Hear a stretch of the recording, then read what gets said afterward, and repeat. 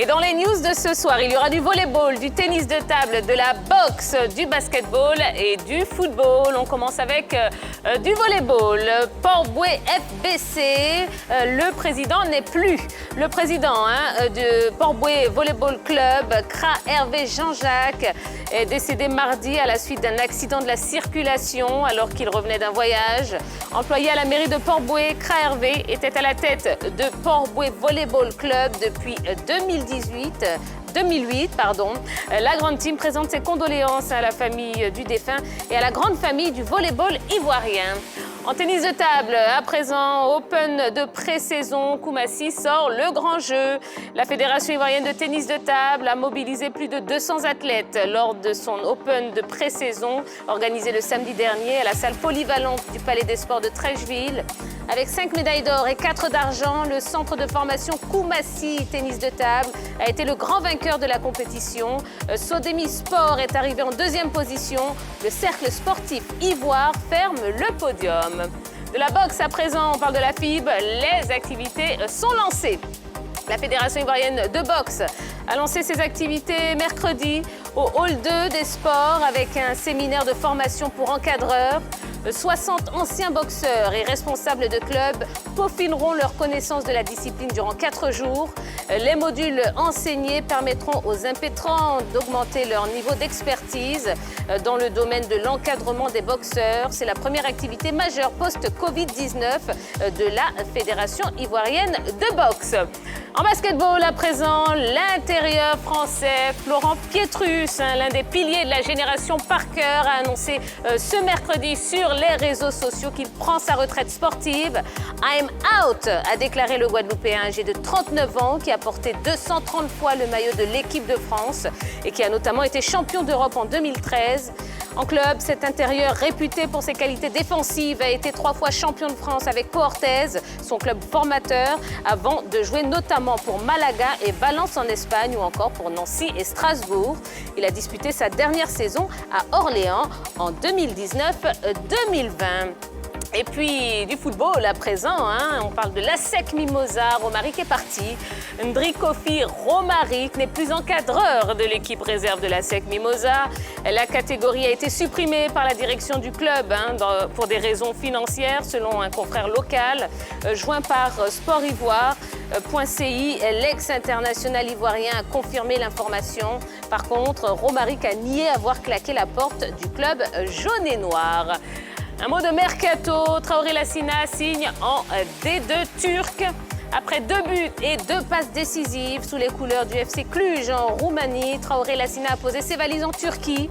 Il portera pour une saison les couleurs du Royal Hospital Bandırmaspor, promu dans l'élite du football turc. L'information a été publiée sur les réseaux sociaux par l'international ivoirien et par les dirigeants turcs. À 30 ans, le vainqueur de la CAN 2015 avec les éléphants de Côte d'Ivoire connaîtra le 11e club de sa carrière et son 7e pays en Europe. Et toujours, en ce qui concerne le mercato, Steve Mounier signe à Brest. Le stade brestois a officialisé le recrutement de Steve Mounier en provenance d'Huddersfield.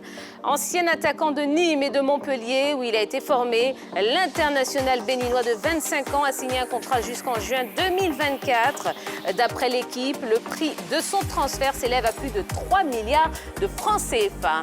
Et on termine par l'élection du président de la LFP. Et c'est en France, évidemment. Labrune, il n'était pas favori. C'est pourtant lui qui l'a emporté. Vincent Labrune, il est donc le nouveau président de la Ligue de football professionnelle. Il a obtenu ce jeudi la majorité des suffrages du conseil d'administration, puis de l'Assemblée générale élective de la LFP pour succéder à Nathalie Boy de la Tour, qui avait annoncé en juillet dernier sa décision de ne pas se représenter. L'ancien président de l'OM de 2011 à 2016 était opposé à Michel Denisot, ex-patron du PSG et de Châteauroux, et seul autre candidat. Voilà en ce qui concerne l'actualité du jour. Eh bien, je vous propose d'approfondir un petit peu toutes ces informations en compagnie de la grande team. Bonsoir, messieurs, dames. Bonsoir, Tia. Comment allez-vous? Bonsoir, Tia. Très bien, très bien. Oui, ça a été bien reposé, bien en forme.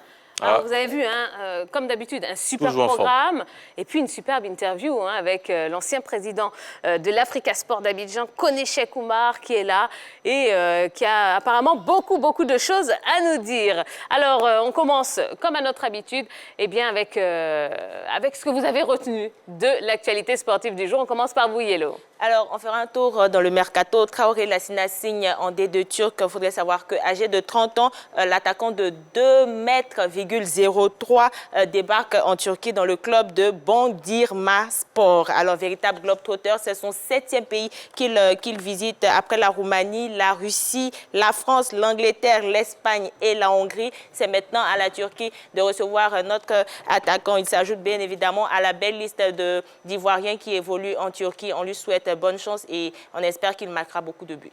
Voilà. Et bien voilà, rien à ajouter. On lui souhaite bonne chance et qu'il marque beaucoup de buts. C'est important. Surtout ça. Allez, on poursuit avec vous, Henri Jo. Florent Pietrus is out. Voilà, il a décidé de prendre sa retraite sportive. Florent Pietrus, il faut savoir que c'est le 4e joueur le plus capé de l'équipe de France de basketball. 230 sélections, 1200 buts inscrits avec l'équipe de France entre 2001 et 2016. Il a porté les maillots de plus de 10 clubs durant sa carrière entre la France et l'Espagne. Au niveau du palmarès, il faut savoir qu'il a été champion de France 2001, 2003 et 2004 avec son premier club Pau Orthez. Il a aussi été vainqueur de la Coupe du Roi 2005 avec Malaga, champion d'Espagne 2006 avec la même équipe de Malaga et puis au niveau international avec l'équipe de France. Il a été médaillé d'or au championnat d'Europe 2013 en Slovénie. Eh oui, une belle carrière quand même. Très belle carrière, c'est-à-dire il fait partie de cette génération avec Tony Parker et les autres qui vraiment, à un moment, ont donné belle allure au basketball français. Oui, tout à fait. Eh bien, bonne retraite à lui maintenant. Bonne retraite. Jean-Philippe, on poursuit avec vous.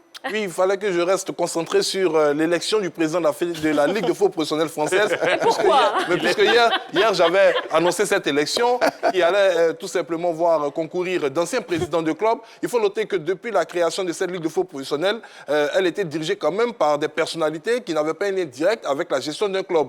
Et pour cette élection, il était décidé au niveau des différents acteurs d'avoir un président qui connaissent vraiment la réalité des clubs. Et donc, en liste, on avait Vincent Labrune, l'ancien président de l'Olympique de Marseille. On avait également Michel Denisot, qui est un ancien dirigeant du Châteauroux et du Paris Saint-Germain. Gervais Martel, l'ancien président de Lens, qui tout simplement avait décidé de se porter candidat pour devenir le nouveau président de cette Ligue de football professionnelle qui est en train de se réinventer parce que des objectifs ont été tout simplement attribués au nouveau conseil d'administration. Celui d'essayer de faire comme l'Angleterre, c'est-à-dire une société commerciale qui allait être liée directement à la Fédération française de football pour booster donc les droits d'image surtout de cette ligue qui a réalisé une belle performance cette année en Ligue des Champions. Il faut noter que pour l'instant, la France est à la 5e place et l'objectif est de remonter à la 4e place. Vincent Labrune a terminé donc en tête en obtenant 15 voix sur 25 possibles contre 10 pour Michel Denisot. Il a 49 ans et je pense que c'était un bon président, même s'il n'avait pas le soutien des grands présidents du club français comme Nasser El Khelaifi et Jean-Michel Aulas. Ils ont été fair play, ils ont reconnu tout simplement qu'avec le soutien des autres présidents, surtout de la Ligue 1, notre ami donc, Vincent Labrune a pu s'imposer et espère qu'il fera du bon boulot à la tête de cette Ligue de football professionnelle. J'avoue que j'avais une préférence pour Michel Denisot. Ah, il est parti avec un certain talent d'Achille, déjà à l'âge de 75 ans. Ah. Il était soutenu également par le président de la Fédération française de football, ce que vous voyez d'un très mauvais œil les acteurs de la Ligue de football professionnelle. On sait comment se sont passées les dernières relations entre Nathalie Delatour oui. et notre ami Noël Le Graët durant la période de la Covid-19 sur la cessation, la fin du championnat. Ça, il n'était pas du tout d'accord. Ça avait créé tout simplement une sorte de tension et ils ont décidé cette fois-ci de mettre un homme qui avait suffisamment de poigne, un ancien président du club, pour, entre guillemets, tenir tête au président de Le Graët. Attendez, bon, je vous guette, je vois ce que vous sous-entendez. Attention, attention. Allez, on termine avec vous. L'affaire Kofi Romaric, on peut l'affirmer, le confirmer d'ailleurs. Il n'est plus l'entraîneur de l'équipe réserve de l'ASEC Mimosa. Un poste qu'il a occupé durant 3 saisons. Le poste s'est effectivement supprimé du côté de l'ASEC Mimosa. Mais Romaric n'a pas claqué la porte. D'ailleurs, on l'a aperçu ce jeudi matin du côté de Sol Béni. Eh bien, on lui aurait même proposé proposer un autre poste du côté de l'académie auprès de Pascal Théo, le patron de l'académie du côté de l'ASEC Mimosa. Il aurait refusé cette proposition.